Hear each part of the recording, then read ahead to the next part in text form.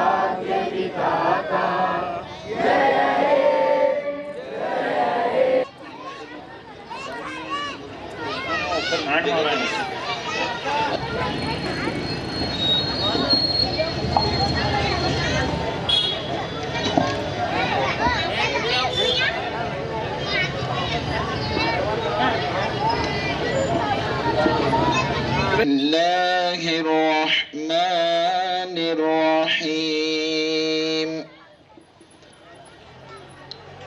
या अय्युहल्लज़ीना आमनुत्तक़ुल्लाहा हक़्क़ तुक़ातिहि वला तमूतुन्न इल्ला व अंतुम मुस्लिमून। फ़ुरातिम मिनन नारि फ़अन्क़ज़कुम मिन्हा।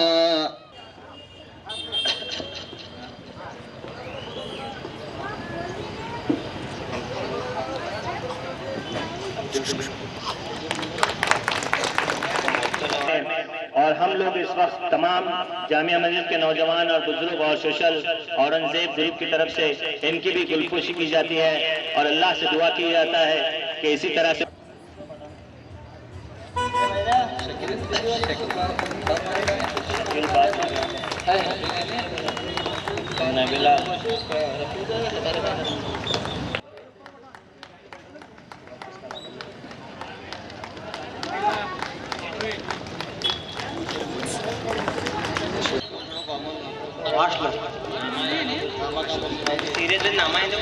ये पिछले सीएमसी के मेंबर भी रह चुके हैं। हम तमाम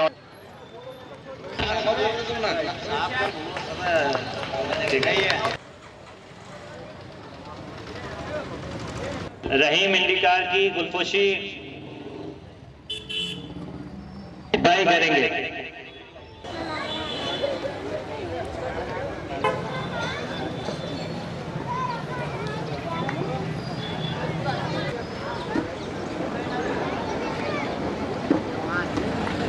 बीजापुर म्युनिसिपैलिटी की जो है गुलफोशी गुनगुन साहब करेंगे, जो है मोहसिन करेंगे, वसीम करेंगे।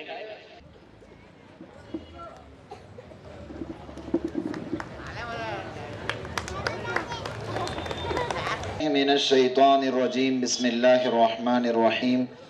वला तहिनु वला तहज़नु व अंतुमुल अअलौना इन कुंतुम मुमिनीन। सदक़ल्लाहुल अज़ीम।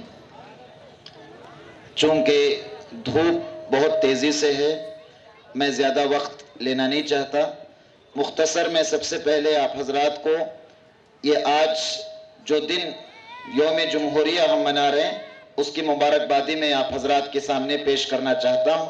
और जितने महल्ले के ज़िम्मेदारान हैं, यहाँ पर नौजवान जमा हैं, अहले महल्ला जो मेरी बात सुन रहे हैं, मैं उनके सामने दो बातें रखने की कोशिश करता हूँ। सबसे पहले हमारे यहाँ अल्लाह रब्बुल इज़्ज़त ने हम तमाम को ईमान की दौलत से मालामाल किया है, जिसकी बदौलत हमें अपने ईमान की भी हिफाजत करना है, ये कुर्बानियाँ देना है और ईमान की हिफाजत भी करना है। दूसरा, जब अल्लाह ने हम तमाम को ये मुल्क अता फरमाया है, ये मुल्क भी बड़ी कुर्बानियों के बाद हमें मिला है, इस मुल्क की भी हमें हिफाजत करनी है और इसके दस्तूर की भी हमें हिफाजत करनी है। आज सैकड़ों मसाइल, जगह जगह मसाइल खड़े हुए हैं, आज अलग अलग लोग ललकार रहे हैं और हम तमाम का इम्तिहान लेना चाहते हैं। हकीकत के आईने में अगर देखा जाए तो आज ऐसे मौके पर अल्लाह रब्बुल इज़्ज़त ने हम तमाम को जो मौका इनायत फरमाया, जो अल्लाह रब्बुल इज़्ज़त ने जो शान अता फरमाई, जो इम्तियाज अल्लाह रब्बुल इज़्ज़त ने अता फरमाया, मेरे दोस्तों अजीजों, अगर कोई है इस मुल्क के अंदर इस मुल्क को बचा सकने में, इस मुल्क को आजाद करवाने में, इस मुल्क वासियों के और उनके हुकूक दिलाने में, तो सबसे पहला जो नाम आता है वो मुसलमानों का नाम आता है, ईमान वालों का नाम आता है। तो कुर्बानियां हम तमाम को देना ये तो तय है। एक सबसे बड़ी कुर्बानी हम तमाम आम तौर से अब देते आ रहे हैं, CAA के रिजेक्ट करने के सिलसिले में, NPR के रिजेक्ट करने के सिलसिले में, NRC के रिजेक्ट करने के सिलसिले में आज हम सब कुर्बानियां दे रहे हैं। और आप यकीन माने इंशाअल्लाह, आप यकीन माने, ये पूरे के पूरे मुल्क के अंदर अगर कोई बगावत करता है, मुल्क के अंदर हमारे खिलाफ कोई चला जाता है, मुल्क के अंदर अवाम के खिलाफ कोई चला जाता है, अवाम के हुकूक कोई छीन लेता है, यहाँ तक के लोग सबको खरीदना चाहते हैं, यहाँ तक के कोर्ट को खरीदना चाहते हैं, जजों को खरीदना चाहते हैं, पता नहीं क्या कुछ करना चाहते हैं। बहरहाल याद रखें, इअदिलू, कुरान में अल्लाह ने फरमाया कि तुम रोए जमीन पर इंसाफ करो। अगर तुम रोए जमीन पर इंसाफ नहीं करते तो खुदा की कसम अल्लाह तुम्हारे सामने इंसाफ करके दिखाएगा, अल्लाह इंसाफ करेगा। इंसाफ बहुत करीब है, लेकिन ये मुजाहदा चाहता है, ये कुर्बानियां चाहता है। मुजाहदे, कुर्बानियां, ये सब कुछ पेश करने के बाद इंशाअल्लाह अल्लाह तबारक व तआला की मदद आएगी। मैं एक शेर कहकर मैं अपनी बात को खत्म करना चाहता हूं।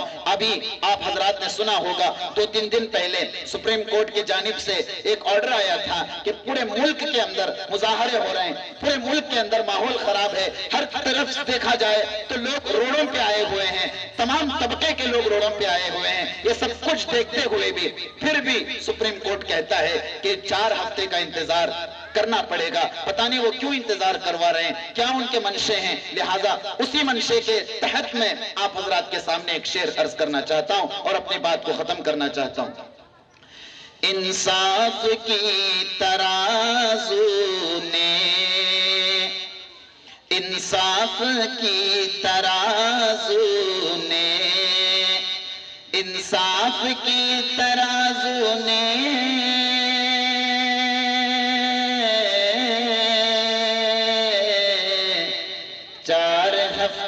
मांगे हैं। तो मैं 26 जनवरी की सबको मुबारकबाद देते हुए वक्त की वजह से ज़्यादा बात करना मैं भी नहीं चाहता कि हमारे इमाम साहब बात करने के बाद मोहल्ले में उन्होंने बात करने के बाद ज़्यादा बात करना अच्छा नहीं थे समझता मैं। इतना बात कहते हुए सबको मुबारकबाद। 70 साल पहले हमारा देश का संविधान वजूद में आया। 26 जनवरी 1950 में हमारा संविधान वजूद में आया।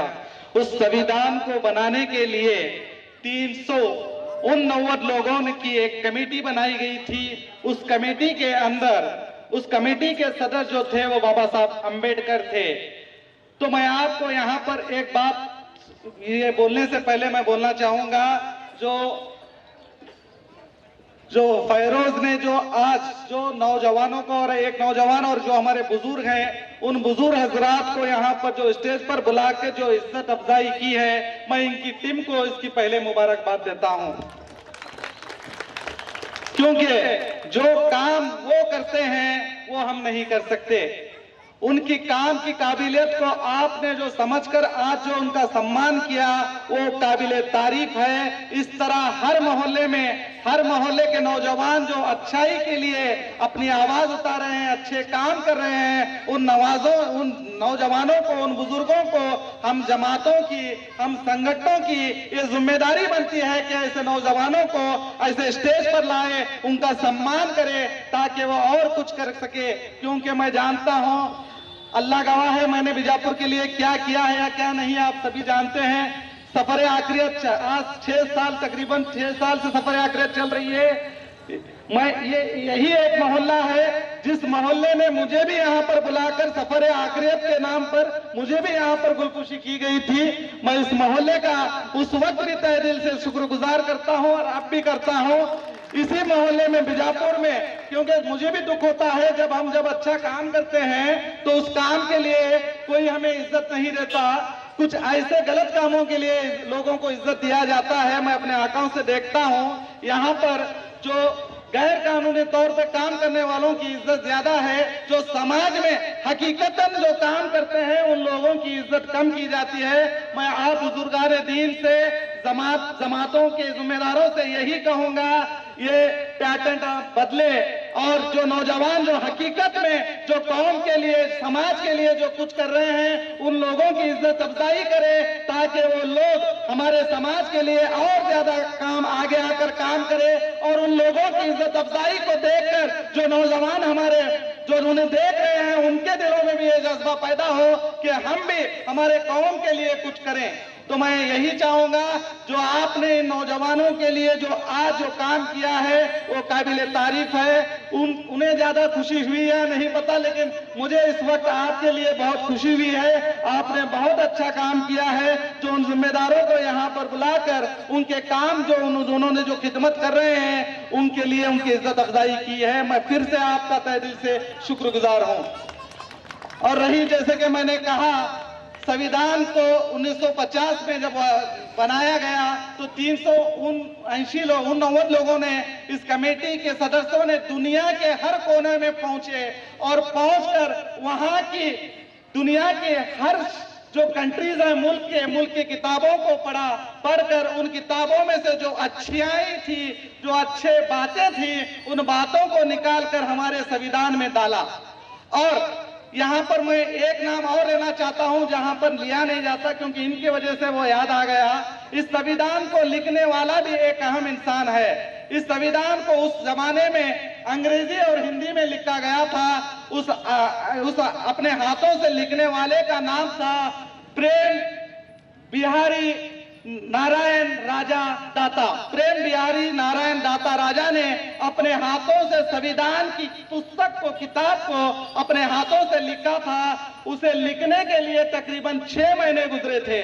अपनी मेहनत से उसने 6 महीने में संविधान की किताब लिखी, जो किताब आज भी महफूज है, जो हिंदुस्तान की पहली संविधान की किताब है। इसलिए मैं आज उस व्यक्ति का भी नाम लेना जरूरी समझता हूं कि उसने भी अपना अहम किरदार निभाया। उस वक्त उससे पूछा गया कि तुमने 6 महीने तक मेहनत की है, इस मेहनत के जरिए हम आपकी मजूरी क्या देंगे? तो उसने कहा, अगर देना ही चाहते हो तो इस किताब के आखिरी पन्ने में मेरा और मेरे दादाजी का नाम इस पुस्तक में डाल दीजिए। उसने किसी तरह की 6 महीने की कोशिश के बावजूद भी संविधान के लिए कुछ भी नजराना नहीं लिया। और रही बात इस संविधान ने आज जो हमें यहाँ बैठकर आजादी के साथ आपके सामने बोल रहे हैं, वो हमें इस संविधान ने ही दिया है। आज जैसे कि देश भर में एनआरसी, एनपीआर और सीएए के खिलाफ जो प्रोटेस्ट हो रहे हैं, उस प्रोटेस्ट की भी आजादी इसी संविधान ने हमें दी है। इस संविधान के जरिए हम आज रास्ते में आ रहे हैं, रास्तों में उतर रहे हैं और अपने हक की आवाज उठा रहे हैं, अपने हक के लिए उस सरकार से लड़ रहे हैं। ये उस संविधान ने ही दिया। मैं यही कहूंगा, मैं अजीजाना तौर पर हमारे पेशवाम साहब से भी कहूंगा कि संविधान ने हमें इतनी ताकत दी है, मगर हमारी प्रॉब्लम यह है कि हम संविधान को पढ़ते नहीं। संविधान में हमें क्या वो शक्ति दी है, क्या वो ताकत दी है, हमें खुद उसको पता नहीं। अगर मान लीजिए आपने संविधान की किताब पढ़ी है, अगर आप आजकल तो संविधान की किताब हर जबान में आपको मिलेगी। अगर आप उर्दू जबान में आपको आती है तो उर्दू में मिलेगी, कन्नड़ में मिलेगी, हिंदी में मिलेगी, अंग्रेजी में, हर जबान में अवेलेबल है। तो आप जो पढ़े लिखे तबका हैं, आप एक बार संविधान पढ़ लीजिए। अगर आप एक बार संविधान को पढ़ लेंगे तो आपको अपना हक के बारे में मालूम पता चलेगा। इतने हक हम इंसानों को, यहाँ के भारत के नागरिकों को इस संविधान ने दिया है जितना आप सोच भी नहीं सकते। अगर आपको इस बात का पता चले तो दुनिया की सबसे बड़ा कितना भी बड़ा वो आपके सामने ऑफिसर हो, उसको आप इजीली आराम से अपने हक के बारे में उसके सामने ठहर कर चीख कर उसे बोल सकते हैं कि संविधान ने हमें हक दिया है, तुम कौन होते हो हमें रोकने वाले। मगर प्रॉब्लम यह है कि हमें कोई भी अगर आप प्रोग्राम करना चाहते हैं तो उस प्रोग्राम में भी आपको रोका जाता है। और प्रॉब्लम यह है कि आपको संविधान के आर्टिकल ही नहीं पता। जब आपको संविधान के आर्टिकल पता होंगे तो आप उस ऑफिसर से पूछेंगे कि जब संविधान ने हमें यह हक दिया है तो तुम कौन होते हो। तो मैं यहाँ पेशवान साहब से भी कहूंगा, जमातों के जिम्मेदार से भी कहूंगा, मैं ऑलरेडी अब स्कूलों में भी कहकर आया हूं कि हफ्ते में या तो महीने में 2 बार संविधान के आर्टिकल के बारे में हमारे बच्चों को बताएं। मैं इसी तरह यहाँ के पेशवान साहब से भी कहूंगा कि आर्टिकल के जो अहम आर्टिकल हैं संविधान के, वो कभी अपने बयानों में उसका जिक्र करे ताकि हमारे नौजवानों को पता चले कि हमें इस सरकार ने, हमारे देश के संविधान ने हमें कितनी बड़ी ताकत दी है और हम इस बात से वाकिफ ही नहीं, हमें इस बात को समझना चाहिए कि संविधान ने हमें कितनी ताकत दी है। मैं बस यही कहूंगा कि आप संविधान को पढ़े। जब आपको संविधान मालूम पड़ेगा, क्योंकि इस देश में रहना है तो इस देश की किताब पढ़ना हमें बहुत जरूरी है। जब तक आप इस देश की किताब को नहीं पढ़ोगे तो आपको नहीं मालूम पड़ेगा कि आपके असली हुकूक क्या हैं। आज देखिए हिंदू मुसलमानों के नाम पर बांटा जा रहा है, जबानों के नाम पर बांटा जा रहा है, लेकिन संविधान हमें यह कहता है अगर आप किसी मजहब को चाहते हैं, किसी मजहब को अपनाना चाहते हैं तो आपको पूरी तरीके की आजादी है, आप उस मजहब को अपना लें, आपको किसी तरह की रोक टोक नहीं है। आप किसी भी मजहब को, हिंदुस्तान में जितने मजहब हैं उस मजहब को आप अपना सकते हैं, ये संविधान हमें इजाजत देता है। मगर आप जानते हैं कुछ ऐसे ताकतें, ऐसे शक्तियां हैं जो संविधान को ही मिटाने की कोशिश कर रहे हैं। मगर हमें पता है कि संविधान को मिटाने वाले खुद ही मिट जाएंगे, मगर संविधान आखिरी दम तक नहीं मिटेगा। ये हकीकत है, संविधान को मिटाना इतना आसान नहीं। संविधान वो उसी हिसाब से बनाया गया है, मगर हमें यकीन है जो आज संविधान के आर्टिकलों के साथ खिलवाड़ कर रहे हैं वो यकीनन एक दिन खुद मिट जाएंगे। इतना कहते हुए आपने जो मुझे 2 अल्फाज कहने का मौका दिया उसके लिए शुक्रिया आकर दावाना अल्हम्दुलिल्लाह रब्बिल आलमीन।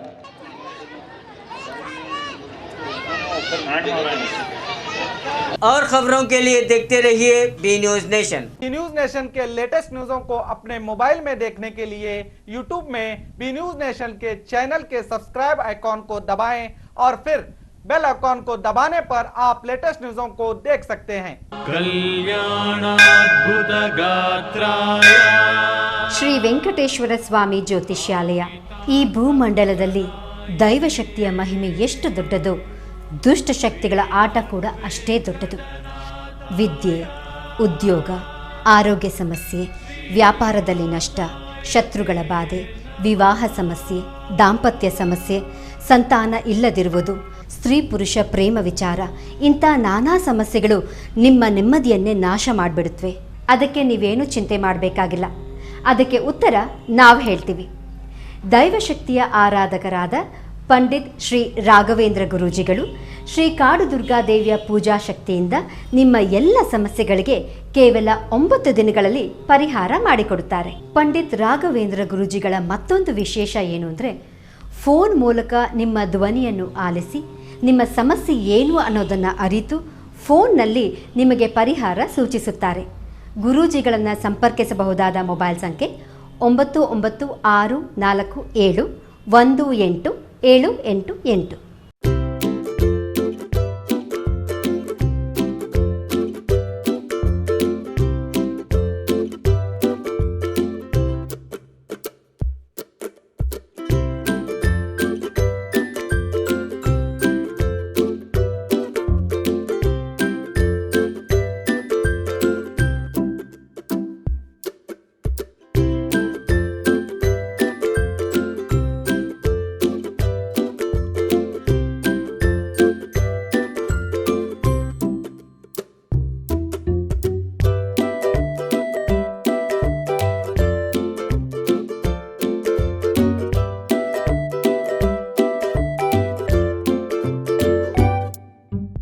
ಉಚಿತ ಭವಿಷ್ಯ ಶಾಶ್ವತ ಪರಿಹಾರ. ಪರಿಹಾರದಲ್ಲಿ ಚಾಲೆಂಜ್. ಫೋನಿನ ಮೂಲಕ ಭವಿಷ್ಯವನ್ನು ತಿಳಿಸುತ್ತಾರೆ. ಶ್ರೀ ಕೊಲ್ಲೂರು ಮೂಕಾಂಬಿಕಾ ದೇವಿ ಜ್ಯೋತಿಷ್ಯ ಕೇಂದ್ರ, ಪಂಡಿಶ್ರೀ ಮಹೇಶ್ ಭಟ್. ವ್ಯಾಪಾರದಲ್ಲಿ ನಷ್ಟ, ಸಂಸಾರದಲ್ಲಿ ಇಲ್ಲದ ನೆಮ್ಮದಿ, ಸತಿಪತಿ ಕಲಹ, ಇಂಥ ಎಷ್ಟೋ ಸಮಸ್ಯೆಗಳನ್ನು ನೀವು ಕೇಳೇ ಇರ್ತೀರ. ಹಾಗೆ ಶಾಲಾ ಕಾಲೇಜು ಮಕ್ಕಳ ಓದಿನ ಸಮಸ್ಯೆಗೂ ಕೂಡ ಇಲ್ಲಿ ಪರಿಹಾರ ಇದೆ. ಹಾಗೆ ಯಾರ ಹತ್ರನೂ ಹೇಳ್ಕೊಳಕ್ಕಾಗದೇ ಇರುವಂತಹ ಹೆಣ್ಣು ಮಕ್ಕಳ ಸಮಸ್ಯೆ ಇರಬಹುದು, ಮಹಿಳೆಯರನ್ನು ಕಾಡುವಂತಹ ಸಂತಾನ ಸಮಸ್ಯೆ ಇರಬಹುದು. ಇವೆಲ್ಲದಕ್ಕೂ ಇಲ್ಲಿ ಶಾಶ್ವತವಾದ ಪರಿಹಾರ ಇದೆ. ಹೀಗೆ ಹಲವು ಸಮಸ್ಯೆಗಳು ನಿಮ್ಮನ್ನು ಕಾಡ್ತಾ ಇದ್ರೆ ಇಲ್ಲಿ ನಿಮ್ಮ ಹೆಸರು ಮತ್ತು ಪರಿಚಯವನ್ನು ಗೌಪ್ಯವಾಗಿ ಇಡಲಾಗುತ್ತದೆ. ನಿಮ್ಮ ಎಲ್ಲ ಸಮಸ್ಯೆಗಳಿಗೂ ಕೇರಳೀಯ ಪುರಾತನ ಬ್ರಹ್ಮವಿದ್ಯೆಯಿಂದ ಕೇವಲ 5 ದಿನದಲ್ಲಿ 100% ಪರಿಹಾರ ಇವರಲ್ಲಿ ಶತಸಿದ್ಧ. ಹಾಗೆ ವಿದೇಶ ಪ್ರಯಾಣ, ಸ್ತ್ರೀ ಪುರುಷ ಪ್ರೇಮ ವಿಚಾರ, ಮದುವೆ, ಸಂತಾನ, ಸತಿಪತಿ ಕಲಹ, ದಾಯಾದಿ ಕಲಹ, ಸಾಲಬಾಧೆ, ಕೋರ್ಟ್ ಕೇಸ್, ಶತ್ರುಬಾಧೆ, ಮಾಟ ಮಂತ್ರ, ದುಷ್ಟಶಕ್ತಿ ಕಾಟ, ಮನಃಶಾಂತಿ ಕೊರತೆ, ಮಾನಸಿಕ ಒತ್ತಡ, ಹೀಗೆ ಹಲವು ಸಮಸ್ಯೆಗಳು ನಿಮ್ಮನ್ನು ಕಾಡ್ತಾ ಇದ್ರೆ ನೀವು ಎಷ್ಟೋ ಜ್ಯೋತಿಷ್ಯರನ್ನು ಕೇಳಿ ಹಣ, ನೆಮ್ಮದಿ, ವಿಶ್ವಾಸನ ಕಳ್ಕೊಂಡಿರ್ತೀರಿ. ನಿಮ್ಮ ವಿಶ್ವಾಸ ಇಮ್ಮಡಿಯಾಗುತ್ತೆ, ನೆಮ್ಮದಿ ಮತ್ತೆ ವಾಪಸ್ ಸಿಗುತ್ತೆ. ಒಂದು ಫೋನ್ ಕರೆಯ ಮೂಲಕ ನಿಮ್ಮ ಭವಿಷ್ಯವನ್ನ ನೀವೇ ಬದಲಾಯಿಸಿಕೊಳ್ಳಿ. ಕರೆ ಮಾಡಿ ನಿಮ್ಮ ಸಂದರ್ಶನದ ವೇಳೆಯನ್ನ ನಿಗದಿ ಮಾಡಿಕೊಳ್ಳಿ. ಉಚಿತ ಭವಿಷ್ಯ ಶಾಶ್ವತ ಪರಿಹಾರ. ಫೋನಿನ ಮೂಲಕ ಭವಿಷ್ಯವನ್ನು ತಿಳಿಸುತ್ತಾರೆ. Mobile number 9535306661.